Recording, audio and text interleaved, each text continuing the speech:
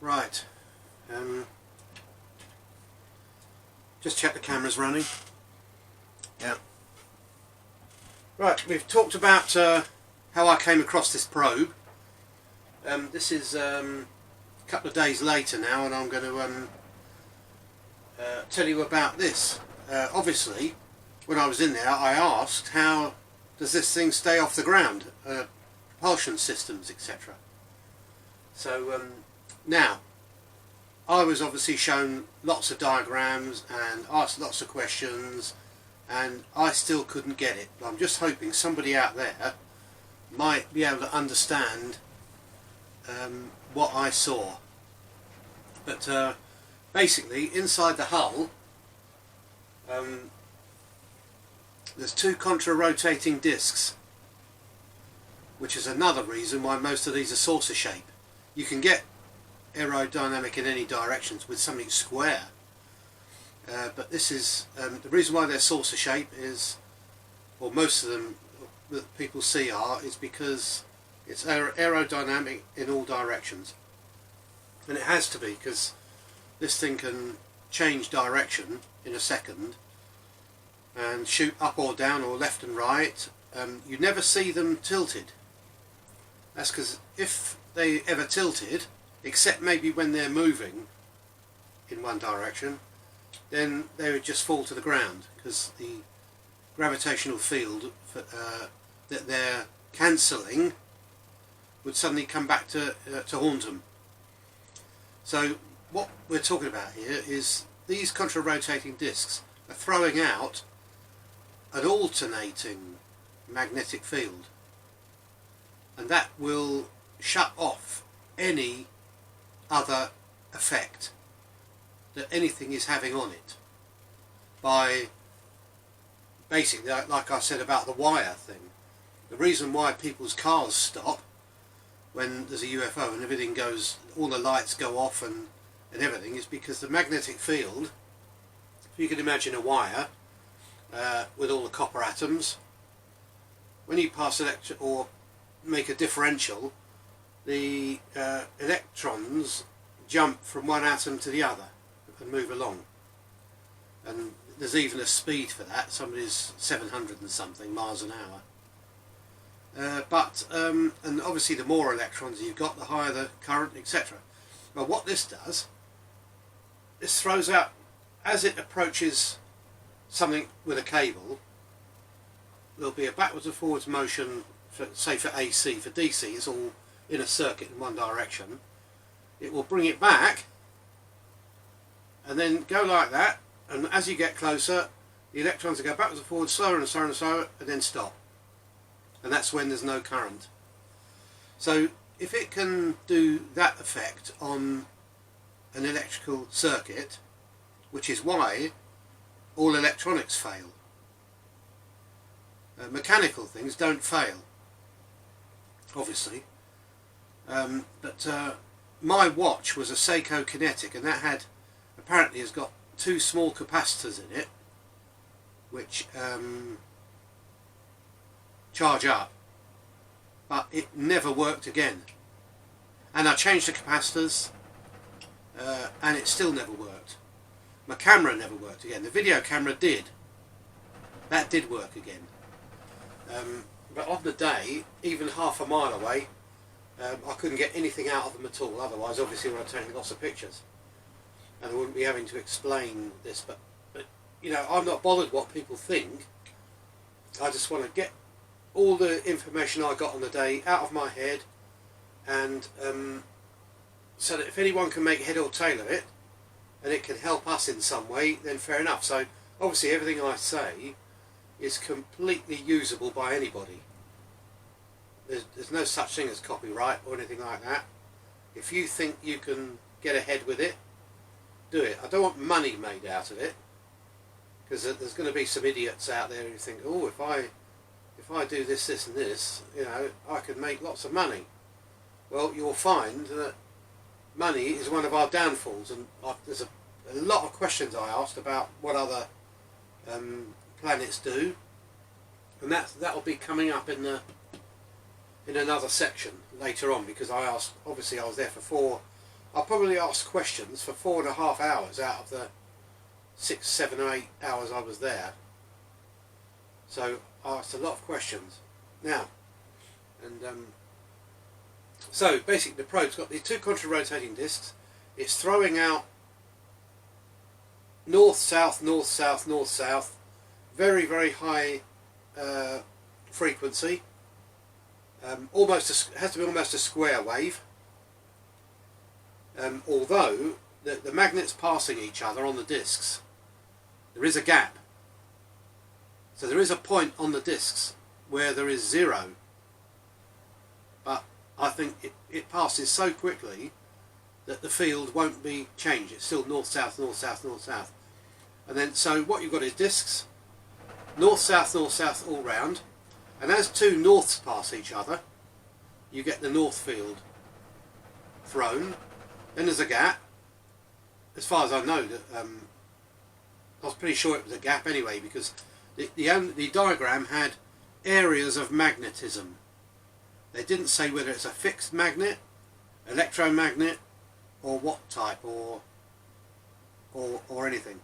But remember, these crafts are built one layer at a time, maybe even one atom at a time, upwards.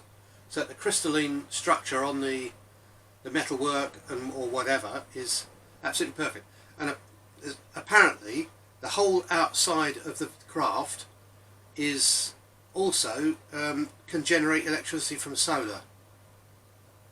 So although it looked like a sheet of metal, apparently it could, because these things are built up one layer at a time, you can put anything micro in there, anything electronics, whatever. A bit like an integrated circuit, the way they make those. They mask off a bit, then add another layer, and then mask off a bit, add another layer.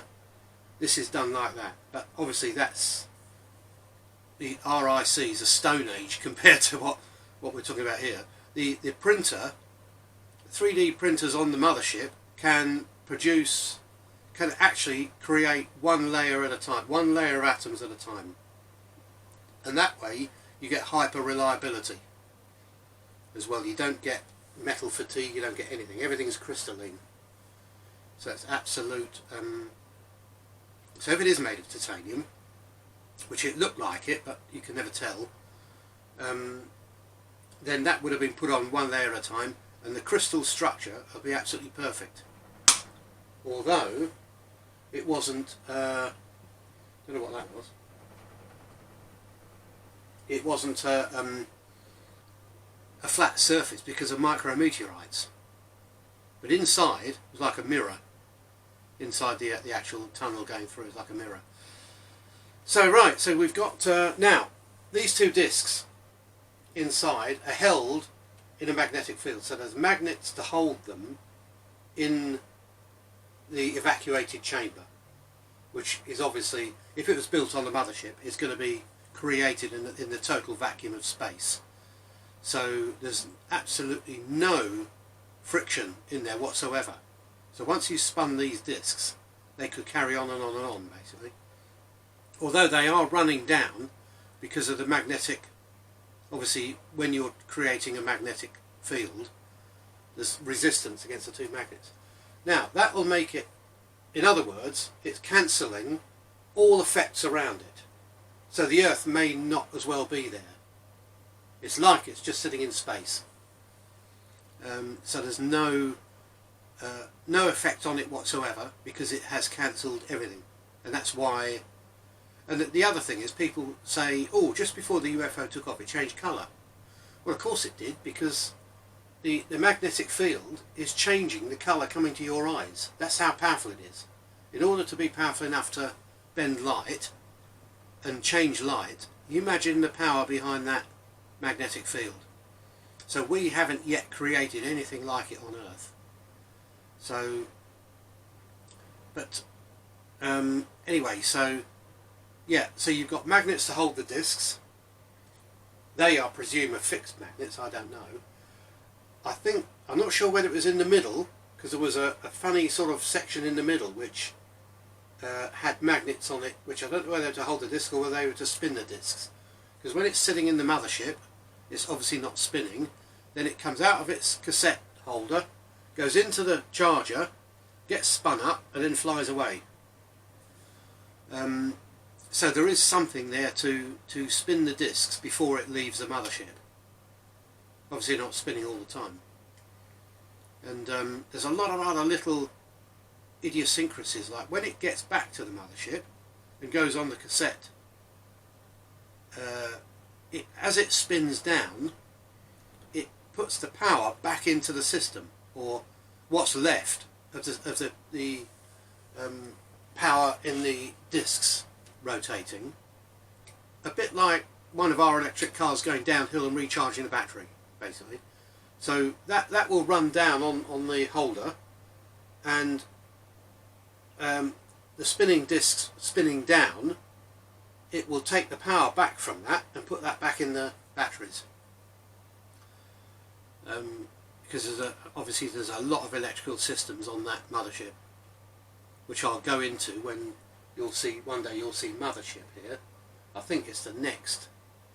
I have written down somewhere a list of stuff I've got to talk about, and I think it's in the book too.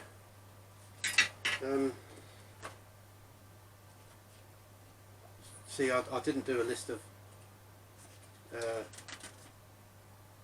I didn't do a list of chapters, which I should have done. Anyway, so that's that. Now, the top half. Now, if you go on to any internet search engine and put in UFO shape or UFO technology or anything like that, it comes up with a lot of stuff. I mean, there's a schematic diagrams of whole UFOs, but none of them get anywhere close. You know, maybe they'll work, I don't know, but most certainly there's none with spinning discs in, which is the most obvious thing. You know, it was one of those aha moments. Nobody would have thought of it, but when you see it and you think, oh yeah, alternating magnetic field, it's going to cancel everything around it if it's strong enough. See, we probably haven't got the technology yet to make it that strong, but two spinning discs, probably millions of RPM, creating this alternating magnetic field, will cancel all effects around it. It will stop them. If it can stop an electron in a wire from 200 feet, then we're talking about, you know, high power, basically. Now, it didn't affect me. I just thought it was sitting there dead. Like I say, when I first started, I thought it was a water tank. Now, that's the bottom bit. So all we've got in the bottom bit is two moving parts. Now, I said the other day there was only two moving parts, but in fact three. The other one is the rotating top, which as the probe comes into a planetary system, remember these are explorers, unmanned explorers, there's no men on them at all. I can tell you about all the various aliens people think they've seen later on, because there is a get out clause for them, basically. But believe me, when something's travelled 1 million years, you know, it's best not to have people sitting about on a spaceship for 1 million years. So, although there are exceptions, what they do, the mothership, if it needs beings, will create them 50 years before it gets to the solar system. So they're probably 50 odd years old and taught and know exactly what they're going to do when they get on the planet.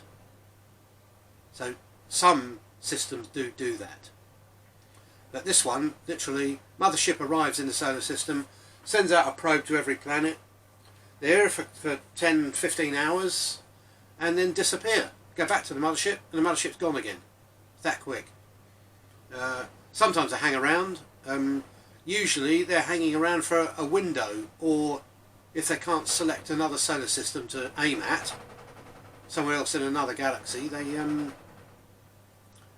don't actually move until the point where they've calculated the trajectory of so that they meet. Because what happens is the thing accelerates and accelerates and accelerates and uses all its power. It transmits the information that it got from that solar system to every other mothership in the area, or sends it out anyway, and it's sort of got this rough idea of where everybody and everything is, including its own planet. But basically the planet it was originated from, which 9 times out of 10 don't exist, which is another reason why these things have to be fully automatic, because 9 times out of 10 the planet that created them is gone, because these things have been travelling for millions of years. So anyway, so that's yeah, and then as soon I'll tell you all about that in the mothership section. Right, the top half of this probe, if you look at any picture of a UFO or any one that somebody's drawn, you'll see these black squares around the top. Now in my case, the whole, if you can imagine a paper, not a paper cup, but a sort of a bigger paper cup on the top of a cone with a hole through it, when you turn it, you can match up the holes in the paper cone with the entrance. So it's like a doorway, but it sort of opens. Mine just had a square tunnel right the way through, and as the top turned, you could see straight through it. Now what this does, as the probe comes into a planetary system, it starts to sample the air. So that will open. And if you're looking at it from the ground, it looks like a black square on the top bit of the UFO. Now there's lots of different ones. There's ones with lots around, there's ones with one like mine, or one either side rather. Mine was probably relatively small, but if you can imagine any shape, you know, they're usually a saucer shape because of the gravitational discs, and they've usually got a top bit which holds electronics and data collection equipment, and then this hole. Now obviously up there they want to be able to sample all the air from where they come in to where they land, which is sometimes why you see them hovering, or aircraft see them, or whatever. They're not at ground level. Now mine stated that it had previous knowledge of this planet, although its own mothership had never been here. It had previous knowledge of this planet, which is taken from other people who have been here. So, and that numbers in the millions. Millions of probes have already been here, and entire sort of fleets as well, passing by, have stopped off here for maintenance, which is where the pyramids and Stonehenge come in. But I'll say all that another day. So top half of the UFO, cone shape, looked like I didn't see on the roof, it's a flat, but that top bit is roughly my height. It was about 7 feet, yeah, about as high as this, and almost as, I'd say about there's 5, yeah, about 5 feet wide with this block sitting there, which when you sat on the block operated the screen on the other wall. So you've got so it wouldn't actually come on, nothing happened until you sat on that block. And so the screen came on the other side, and then it learnt my language. It did have prior knowledge of all the languages on this earth, because obviously people who had been here within the last 200 years or so would have gleaned all that information. And I'll tell you another thing which I found amazing. Quite a few, I've said, look, if you get an animal come in, what do you do with that? Because that's not going to talk to you, or it can't ask you any questions, and all they do is literally scan it from both walls, and then that goes on the database. So they've all anything that comes into that square hole, that's why it's there, basically. But they can get information from a planet just by literally sniffing the air, and what's in the air. They can tell what's happened on a planet, and they can run every atom, because they know exactly how it reacted with the last atom, with the last atom, with the last atom. They can run the whole system backwards and see what happened in the past. But that can't happen on the probe. The probe just gets the information, that takes it back to the mothership, and that's a small a small computer in comparison to some of the ones it told me about, whereby, it, like I say, it can build on a screen a picture of a planet at any era, at any point on the planet. Now, I said to them, do you know about our religion here, and do you know about Judgment Day and all that? You know, and I thought it was all rubbish. You know, God comes down and judges everybody on Judgment Day or whatever. And I said, if that mothership with a big computer on came here, it could sit there and it would know exactly what every single human had ever done and punish them or do whatever. So somebody eventually, whatever you've done in your life, this machine's going to know about it. Because the probe was there, it's run all the atoms back, there's still atoms up there from the emissions from the Industrial Revolution. You know, every single caveman's fire, the smoke's all still up there, and you know, even if it transfers itself into something else, this system can run that back and find out. But that is a whole new subject for later on, the computers, because, you know, it was mind-blowing. Anyway, so that's all it did. It comes in, it opens the top. A lot of people have seen these holes around. You know, sometimes there's a lot of holes, sometimes there's one. Usually it's whatever comes in. You know, if there's somebody intelligent enough to start asking questions, and then it will answer for you. A bit like, you know, so never asked me a question. The only question it asked me was at the very end of the session, where it said its window of opportunity for leaving is coming up, and basically, did I want, you know, all the things I was going to ask, did I want that planted in my brain? And like I say, I think I'll add that system now. I'll add that now, because basically, although only one wall was operating, the other wall was a screen too. And what this one did, this one could sense where you were, and it could fire photons, packets of light, at your eyes, exactly where your retina was, and give you a real incredible depth 3D picture of whatever it was showing, including the probe itself. Yeah, so that was one thing. That was the light section of it. But the screen was made up of microscopic particle accelerators, which just had a coil around it. It looked like a coil, I don't know, but because I didn't ask the question. I asked the question, and I got the diagrams, but I didn't take it in. But yeah, so basically these little coils can fire any particle. So if they wanted to change your memory, they can fire a particle from both sides to meet in a place. It could be 2 inches from that wall, 2 inches from that wall, to meet at a certain point and react, depending on what job they wanted it to do. Now, your mind has to be dead still while they're doing this, so it said to me, sit on the seat and put my head against the wall. So I did that, and then after that, like I said in the other video, I didn't know anything after that. Although I knew what I was doing, I had no memory of it, because it did say to me, if your memory and your mind isn't big enough, which it thought it was, so it was,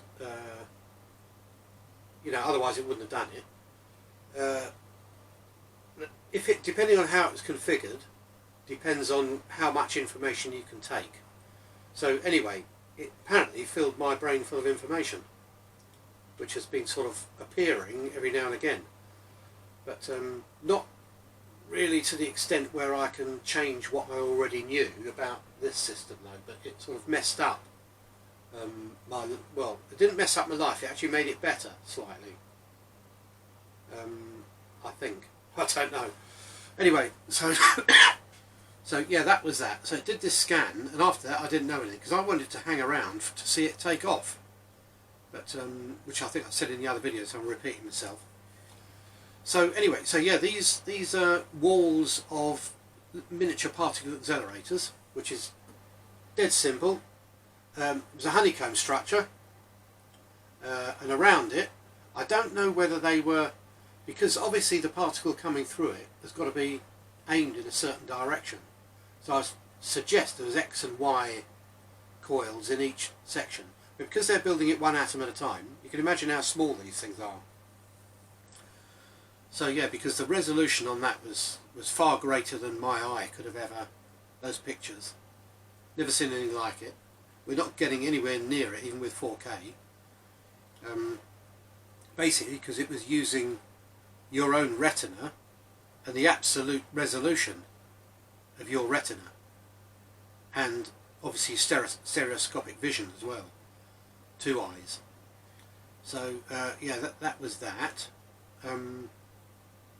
So yeah, it could do anything in the air. I mean, if something came in that was not nice and trying to destroy the craft, they could vaporize it. You know, there'd be nothing left, basically. But also these tubes, when they won't be used for sending particles, they were breathing. So the outside of the whatever came in, the air that came in, they were taking in samples, analysing it, and putting the information on the computer. When the device leaves, it shuts the door first, which is why it was warning me.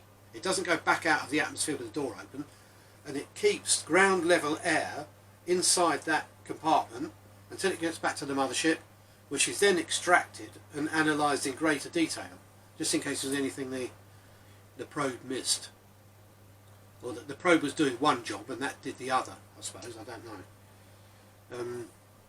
But yeah, so there was that too. Now, directional.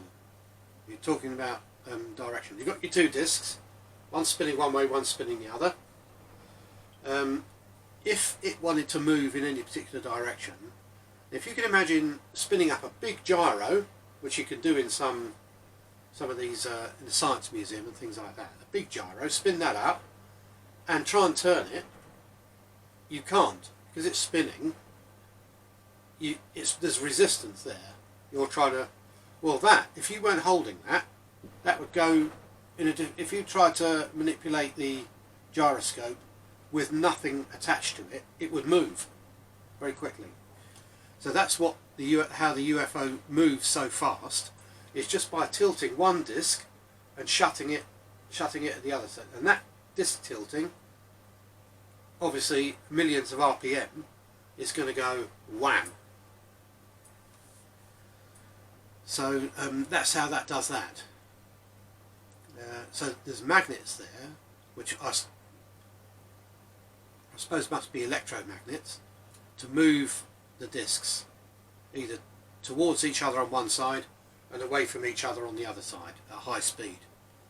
Once you move the disc, the craft will move.